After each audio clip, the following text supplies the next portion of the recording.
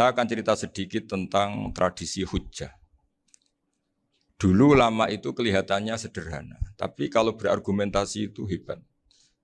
Tadi Gus Zofur menyebut kitab Mbah Hasyim itu mengharamkan kentong. Beliau masyhur itu punya kitab namanya Al-Jasus an Tahrimin Nakus. Intinya kentong itu haram. Secara dalil ini meyakinkan sekali karena ketika Rasulullah rembukan sama sahabat, kita dengan apa memaklumatkan orang kalau waktu sholat masuk. Ada sahabat yang usul pakai kentong. Dzakalin Nasoro itu Nasrani. Ya pakai buk itu semacam trompet besar. Dzakalil Yahud. Kemudian ada yang usul kalau gitu api ya Rasulullah dzakalil Majus. Sehingga dari hadis itu Mbah Hasyim berpikir kentong itu haram. Tapi Mbah Fakih Mas Kumambang itu mengkritik Mbah Hasyim dengan ngarang kitab Hazru'us Antahrimin Nakus. Jadi beliau ngomentari kitab itu sambil geleng-geleng kepala. Kitab kok keliru nganti ngono. Itu jadi cara pikirannya siapa Ki Fakih. Kentong di Indonesia itu kanggo wedhus dicolong gitu. Pos kampling gitu. Kalau ada banjiran ya kentong, ada maling ya kentong. Jadi enggak ada persamaan sama sekali dengan kentong yang milik orang apa? Nasrani. Sehingga di pondok saya itu ada kentong tapi jelek sekali. Karena itu satu-satunya cara supaya beda dengan kentong yang di gereja. Kalau elek kan mirip kentong di pos kampling. Itu ya agak-agak ilmiah sedikit. Dulu ceritanya Gus Zofur itu saya teruskan. Itu singkat cerita, itu kalau yang di kejadian di Termas itu Mbah Dimyati sudah nyuruh semua kentong disembunyikan karena mau ada Mbah Hasyim. Cerita itu mukarrar di Kiai Fakih sama di Kiai Dimyati Termas. Setelah kentong dikumpulkan semua, Mbah Hasyim datang, senang, ngiranya Syekh Dimyati ini sependapat dengan beliau, yaitu sama-sama enggak ada kentong. Tapi setelah itu ada santri yang matur, Mbah Dim pun beres kentong pun kula delikno sedanten. Itu di depan Mbah Hasyim. Jadi GR-nya Mbah Hasyim bahwa Mbah Dim itu sependapat akhirnya hilang. Ternyata ini akal-akalan toh gitu.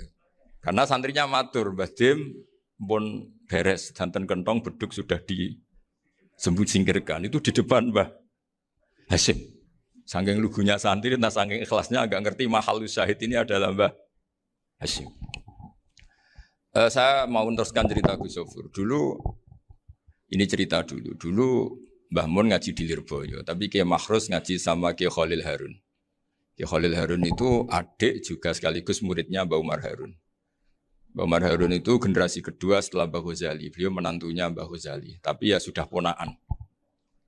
Sehingga tradisi ini penting karena saya berkali-kali bilang di mana-mana. Status orang tua dan mbah itu adalah terserah anak cucunya. Bukan terserah mbahnya, tapi terserah anak cucunya. Saya tidak akan bosan mengingatkan ini. Saya pernah di makamnya Nabi Yakub, itu ya dikemuli bendera Israel. Di makamnya Nabi Dawud. Nabi Ibrahim juga dekat sinagog. Sehingga Quran membela Nabi Ibrahim disebut maka anak Ibrahimu Yahudiyya wala Nasraniyya. Karena ketika beliau berposisi di Israel, kemudian penguasanya adalah Yahudi, bisa saja makam ini ditulisi dan distatuskan ala Yahudi. Ya seperti Nabi Yakub. Nabi Yakub itu nabi yang kita yakin tentu berkeyakinan beliau orang baik, orang muslim, orang mukmin, tapi karena di desain mereka ya dikemuli bendera Israel. Dan disebut Abul Yahud. Karena kita tahu nama lain dari anaknya Nabi Yakub adalah Yahuda bin Yakub bin Ishak bin Ibrahim. Sehingga perasaannya orang Yahudi menjadi Yahudi itu yang ngikuti mbah-mbahnya. Nah khawatir saya ketika buyut-buyut kita kaya. Buyut saya itu orang kaya dulu, namanya Mbah Durrahman. Itu kaya sekali, tanahnya banyak. Dulu cerita Mbah Hasyim ya kaya sekali. Mbah Maksum juga kaya. Mbah Abdul Aziz juga kaya. Karena dulu itu inginnya kiai itu yo ketok sugih lah, gak ngel-ngelo santri. Tapi nanti kalau cucu-cucunya sudah ndak alim, itu ndak dianggap punya tanah itu karena untuk fasilitas santri. Aku tak kedonyan, mbah-mbahku ya kedonyan. Buktinya tanah yombo. Karena dia akan menafsiri sesuai cara berpikir. Makanya sanad keilmuan yang diceritakan Gus Zofur itu harus diulang-ulang. Kalau nggak diulang-ulang, maka kita akan berpikir sendiri untuk menafsirkan masyayikhon al-kiram atau ajdadan al-kiram. Nah, ini yang bahaya, yang sering Quran mengingatkan. Jadi ada status yang disematkan oleh anak cucu kayak orang Yahuda tadi. Yahuda bin Yakub bin Ishak bin Ibrahim itu menstatuskan mbah-mbahnya yang bernama Ibrahim itu Yahudi. Sampai Quran sendiri yang bela makana Ibrahimu Yahudi wala Nasrani. Karena secara geografis sekarang Ibrahim di Israel dan otoritas itu juga milik mereka sehingga mereka bisa masang-masang atribut yang menunjukkan kalau itu Yahudi. Beberapa al-alim al-alamah yang minna itu sudah wafat dan kadang-kadang dzurriyyahnya itu tidak kita. Kalau sekarang orang bahasakan kubu sebelah. Akhirnya ya nggak boleh dikholi, nggak boleh diziarahi. Terus seakan-akan yaqtaduna bi ra'yi, seakan-akan mereka berpendapat dengan pendapat syekh ini padahal enggak. Nah, sehingga tradisi ketersambungan sanad tadi baik secara genetik atau secara asbab itu harus terjaga. Saya beberapa kali banyaklah sering diceritain Mbah Mun. Dulu Mbah Munawir ini cerita ya, Mbah Munawir itu saking senengnya kitab, ben santri ini so ngaji kitab. Itu kalau ada alumni Lirboyo, alim disuruh baca mu'in di sini itu Mbah Munawir ikut. Saking ingin tasjiknya, ingin ngajari santri bahwa ngapal Quran itu hafal tok, tapi yo faham. Dan penggalinya Mbah Munawir itu sampai klimaknya dulu Mbah Zaini itu nate nikah sama Nyai Komariah kalau nggak salah, binti Karim, binti Manap. Punya putra Gus Habib, Gus Toha yang diantara putrinya dinikahi Gus Rosin. Terus akhirnya kesampaian juga ketika Mbah Munawir punya mantu alim alama namanya Bali Maksum, angsal Nyai Hasyimah. Sampai Pondok Kramjak ma'ruf bil ilmi, terutama ilmu sorof dulu karena Mbah Maksum itu komplain, fa'ala ya fulu kok terus fa'alan ya fa'ala ya fulu ya uful gitu kan. Masuk fi'il kok jejer isim gitu. Jadi dulu kata Mbah Mun itu ada persaingan ilmu sorof, sorofnya Mbah Maksum Ali Kuaron sama Mbah Ali Maksum Jogja. Jadi wali antok yang satu Maksum Ali Kuaron, yang satu Ali Maksum. Ya itu dulu saingan ngarang sorok. Nah ini yang menang siapa? Ya terserah duriannya. Kalau duriannya keren ya menang karena terserah yang kampanye. Saya bayangkan adekan Mbah Zubair tidak punya anak sealim Mbah Mun. Mungkin kalnya Mbah Zubair juga tidak sewow kalau punya putra Mbah Mun. Karena saya berkali-kali bilang kalau dalam syair Arab itu kama takarroma kadang dilafatkan kama tasyarrofa bi Muhammadin adnanu. Orang berpikir Adnan itu siapa? Itu karena ada Nabi Muhammad SAW. Orang mencari-cari Mbah Mun itu mencari Mbah Zubair karena ada Mbah Mun. Orang mencari Mbah Dahlan karena ada Mbah Zubair. Wong kok alime ngono bapake sapa? Wong kok alime ngono putune sapa? Tapi kalau kita ini sudah ndak alim, ini orang sudah enggak tertarik nyari-nyari leluhurnya karena dianggap selesai. Jadi yang dengan tanda kutip yang menghabisi mbah-mbahnya itu ya mesti cucunya. Ini mau ngamuk, mau peringatan, tapi ini juga peringatan pada diri saya sendiri. Jadi sehingga dzurriyyah ini penting. Kenapa para nabi mesti donga dzurriyyatan thayyibah? Kenapa selalu berpikir tentang dzurriyyah? Wa ja'alaha kalimatam baqiyatan fi aqibi. Karena dzurriyyah ini yang nanti bisa menstatuskan leluhurnya. Seperti tadi cerita Mas Maftuh ini tak puji betul, saya hari ini tidak ingin gojlok. Supaya kewalian saya tidak tergerus oleh kedoliman. Saya pernah diceritain Gus Zofur juga sering baca buku tentang Mbah Maksum. Dulu Mbah Maksum kalau wasiat kembali ya gitu. Kamu harus NU dan harus mempertahankan NU. Tapi tidak dengan cara membenci Muhammadiyah. Dulu Mbah Mun juga sering cerita. Dulu Mbah Hasyim itu ngaji Syekh Mahfud. Nah, Mbah Ahmad Dahlan dulu namanya Darwis sering ngaji sama Syekh Khotib Minangkabau. Zaman itu Syekh Khotib sudah modern, sudah ikut gerakan Abdu, gerakan Almanar. Sehingga bawaannya Mbah Ahmad Dahlan ini agak agresif. Yang Mbah Hasyim karena hanya mulazim di Syekh Mahfud, hanya sesekali ngaji Syekh Khotib, beliau lebih seperti itu. Dan dua beliau ini sama-sama pernah ngaji Mbah Soleh Darat di Semarang. Mbah Hasyim sama Mbah Ahmad Dahlan yang dulu namanya Darwis. Jadi ini masih min minuskatin wahidah mimam bain wahid. Sehingga kita tidak kaget ketika Mbah Ali Maksum mengomentari Muhammadiyah itu masih ahli sunnah wal jamaah. Makanya nanti terakhir saya baca kitabnya Mbah Ali dan sering saya pelajari. Andai kan kita ini sepakat dengan ilmu, ya kita tahulah. Kalau Abu Hanifah itu tidak kunut, Imam Syafi'i kunut. Berarti kunut itu madhabnya Abu Hanifah, bukan madhabnya Mbah Ahmad Dahlan.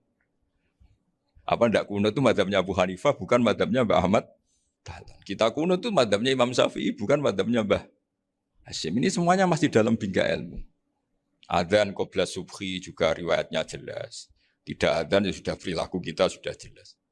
Dulu Mbah Mun sering didik kita gitu. Saya sering dengar cerita kalau dulu Pak Arif Fakhruddin begitu hormat sama Mbah Ali, apalagi duriahnya Mbah Azhar Basir, karena beliau dulu do ngaji di Termas. Dulu itu nggak ada masalah karena semuanya dianalisis pakai ilmu. Tapi sekarang pakai identitas, yang unut tuh NU, yang nggak unut Muhammadiyah. Berarti Abu Hanifah itu Muhammadiyah, Imam Syafi'i itu NU. Berarti Imam Syafi'i itu ya anak buahnya Ki Miftahul Ahyar kira-kira gitu kan anak buahnya Pak Said Akil. Kan terus jadi repot. Dulu kita ini pengagum ilmu, bukan pengagum perbedaan. Sehingga di sini yang saya kagum dari sekian ceritanya Mbah Ali Maksum, supaya kitab ini to the point, supaya nggak lama-lama karena waktunya juga. Nanti kalau kemalaman ini kena semprit ini sudah. Ini di antara yang diceritakan Bali itu unik. Imam Syafi'i itu sering tawassul, sering wasilah sama siapa itu? Abu Hanifah. Ini sudah tak petakan, saya baca yang sensitif lah. So, yang ini ya. Ziyar al-Babus Samin, terus sebentar ini yang bab tawassul.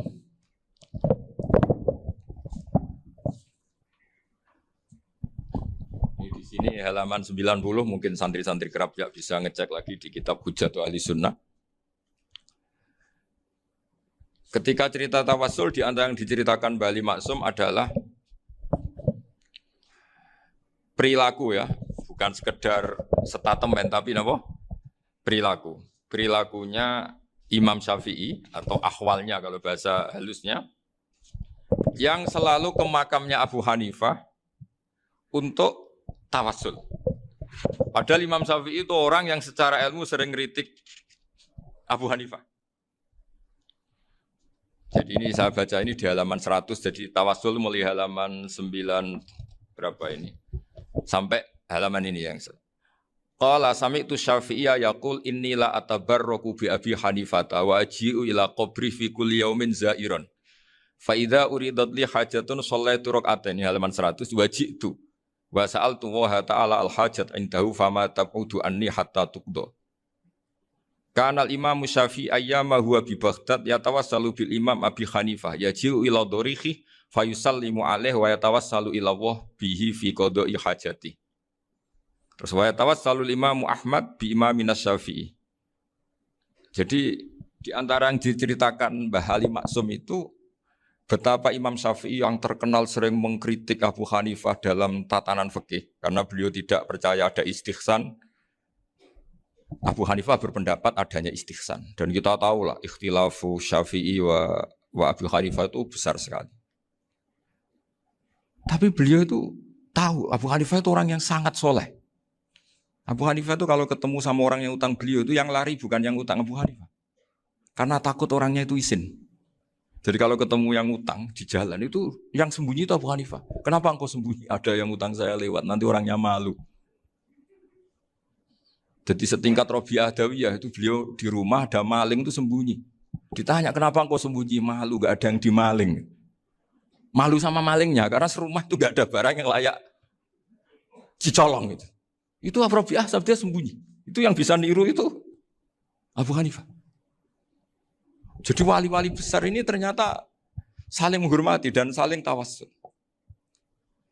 Nah saya berharap tawassul ini bukan sekedar perilaku sosial, tapi memang ada sanatnya. Sehingga terus diceritakan Bali di sini dulu istaqa Umar bil Abbas. Kata siapa tawassul harus dengan Rasulullah SAW? Dulu istaqa Umar bil Abbas. Sayyidina Umar itu tawassul istisqa dengan Sayyid Abbas. Padahal kita tahu Sayyid Abbas ini tidak nabi. Terus beliau cerita sampai Imam Syafi'i tawassul sama Abi Hanifah. Sehingga nggak ada perdebatan itu kan Umar. Kalau Umar kan ada jaminan boleh diikuti karena beliau sahabat. Bali cerita tentang Imam Syafi'i yang tawassul dengan Abu Hanifah. Seargumentatif itu. Sehingga ada cerita dalam sebuah tafsir. Ya saya ulang lagi, ada cerita di sebuah tafsir. Kenapa Nabi Musa ditanya Allah, wa matilka biyaminika ya Musa. Ma'ana wa ta'ala a'lam. Tentu Allah sangat tahu yang dibawa Musa itu apa. Karena Allah tahu Nabi Musa itu grogi. Orang dipanggil Wali Maksum pasti grogi, santri dipanggil Mbah Mun pasti grogi. Kenangan saya setiap dipanggil Mbah Mun ya mesti tanya, yang ringan-ringan, wis sarapan ya. Arung sarapan ya sarapan. Pas sarapan ya kan tanduk mangan sing enak, wong santri ora tau mangan enak. Ya enggak pernah ngomong yang penting, ngendikan yang penting. Nah, karena Nabi Musa ini grogi, ini sebagian tafsir. Itu ditanya yang ringan, saku iku nggawa apa? Karena pertanyaannya ringan, Nabi Musa juga ringan. Ya Nabi Musa itu sampai lali, iku pangeran sing ya'lamu sirra wa akhfa. Diterang. Niki tongkat Gusti. Gunane kathah Gusti tongkat iki. Qala ya aso ya atawakkau 'alaiha wa ahusyu biha 'ala ghanami wal ya fiha ma'arifu ukhra. Oh, tongkat Gusti niki penting mesti. Nggih nak. Nggih macam-macam lah Gusti. Atawakkau 'alaiha wa ahusyu biha 'ala ghanami kangge menghalokan wal. Masih terangno terakhir dan yang lain-lain Gusti. Wal ya fiha ma'arifu ukhra. Sehingga akhirnya rileks. Karena Nabi Musa terus ngerti. Ternyata ketemu pangeran itu gak seserem yang saya bayangkan gitu. Pertanyaannya ringan. Itu ada ilmunya. Tapi cerita ini yang versi tafsir ini tidak yang seperti di Manaqibul Ghazali. Di beberapa kitab tentang Manaqibul Ghazali diceritakan di alam roh Nabi Muhammad SAW itu yubahi bi umati, saking yubahinya sampai ngendikan ulama umati ke Anbiya Bani Israel. Ulama umatku itu pinternya atau statusnya itu mirip-mirip lah. Kaf itu ya mirip-mirip lah, mirip-mirip kayak ulamanya nabinya Bani Israel. Akhirnya Nabi Musa itu tersinggung sekali. Bagaimana mungkin ulama disamakan dengan apa? Nabi. Sehebat-hebatnya ulama itu kan tidak akan yabluhu darajatan nubuwah atau yartaqi ila darajatin nubuwah. Itu akhirnya, ya kalau kamu nggak percaya panggil. Yang dipanggil Imam Ghazali. Ya Nabi Muhammad juga nggak mau kalah itu. Kalau manggil ulama RT ya kalah keok. Akhirnya Imam Ghazali datang. Ditanya sama Musa, Mas Muka, nama kamu siapa? Ana Muhammad bin Muhammad Al-Ghazali At-Tusi Asy-Syafi'i. Itu disebut panjang. Nabi Musa guyu-guyu. Kamu ulama kok ngomong yang nggak penting. Ditanya namanya kok penjelasannya sepanjang itu. Dianggap itu satu kesalahan. Masa tanyanya nama kok ditanya. Jawabnya Muhammad bin Muhammad Al-Ghazali At-Tusi Asy-Syafi'i. Kepanjangan itu. Ketika Nabi Musa agak mencibir, agak gimana itu terus. Jadi Imam Ghazali, kalau ini masalah, lebih masalah jenengan. Apa itu? Yang tanya jenengan tuh Allah ya alamu sirra wa akhfa. Dan Allah hanya tanya wa ma tilka biyaminika ya Musa. Harusnya jenengan jawab aso ya titik, bukan kepanjangan. Atawakkau 'alaiha wa usybiha itu kepanjangan. Allah tanya yang di bawah kamu itu apa? Yang di tangan kamu. Harusnya jawabnya hanya aso ya. Tapi kenapa penjelasannya sepanjang itu? Sampai terakhir waliya fiha ma'arifu ukhra. Terus pinter tenan kayak gitu. Terus ada Nabi Musa terus bilang, ya pinter tenan aja gitu. Padahal kita tidak pernah GR seperti itu kan kebetulan Imam Ghazali. Gitu. Kalau yang lain mungkin ya keok lah kira-kira gitu. Tapi ini cerita dalam khazanah keilmuan. Benar yang dikatakan Gus Zofur. Saya termasuk orang yang pernah mondok Lirboyo Pasanan. Jadi setelah saya disuruh nemani Gus Kamil, tahun berikutnya Gus jenengan disuruh. Pokoknya anakku bosak wulan lah kudu tahu mondok Lirboyo. Biar aku tahu ngaji Wakarim. Terus yang disuruh Mbaturi Gus Kamil itu saya. Jadi saya pernah 1 bulan tuh di Lirboyo. Karena saya ini santri beling ya, kontraknya pokoknya penting ziarah Bakarim. Biasanya nggak pernah ngaji. Pokoknya gerbar ngisa. Ziarah ya sudah. Ngaji subuh ingat saya sama Gus Imam. Itu dari 17 hari ingat saya ngaji 2 kali. Tapi kalau ziarah ke Bakarim sudah lupa jumlahnya karena memang kontraknya disuruh ziarah. Sampai seperti itu. Dan saking senengnya bangun sama Bakarim sama masih ingat. Ngamplopi salam template itu masih ingat untuk Gus Anwar, untuk Gus Imam, untuk Gus Kafabi, termasuk untuk Gus Maksum. Itu malam-malam saya dijak ngamplopin. Zaman itu saya masih ingat selawewu. Zaman itu kos 1 bulan itu 13.000. Jadi kira-kira kalau 25.000 itu untuk kos 2 bulan. Jadi saya krusnya itu pakai kos. Saya masih ingat Mondok Sarang itu kos 1 bulan 13.000. Berarti kira-kira 500.000 itu di amplopin sendiri sama Bang. Ini untuk Gus War, ini untuk Gus Imam, ini untuk Gus. Padahal Gus Imam ini mondoknya sudah di Mbah Mun. Itu Mbah Mun hormatnya sampai untuk jatah salam tabligh. Nah yang ribet kebalikannya, kita pulang Gus Imam karena melihat Gus Kamil ini putrane Mbah Mun, Gus Kamil disangoni. Saya juga disangoni karena Gus Imam dulu ngaji juga sama Pak D saya. Sama keluarga saya. Itu kata Gus Kamil setelah keluar. Mau agak muni gua abal, boten. Berarti gua aku. Karena ini penting. Kalau sampai dianggap tukar guling, ribet. Jadi ditakwil sendiri lah. Mau gak muni gua abal ya? Boten wis. Yes berarti halal. Tapi sama Mbah Mun ya ditanya. Ditanyanya bukan apa karena untuk meneruskan tradisi bahwa kalau kiai ketemu itu ya saling memberi hadiah, saling itu sudah faqaddimu baina yadayna najwakum apa?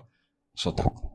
Sehingga ketika Kapya ini punya Bali Maksum alim alama, kemudian melahirkan murid-murid yang juga ipar kayak Mbak Warsun bisa ngarang apa Kamus Al Munawir, Pak Bik juga punya karangan Kamus Al Muasir. Saya itu punya semua. Karena ini adalah buah dari bahwa kita ini tidak kalah sama produk-produk yang di sana.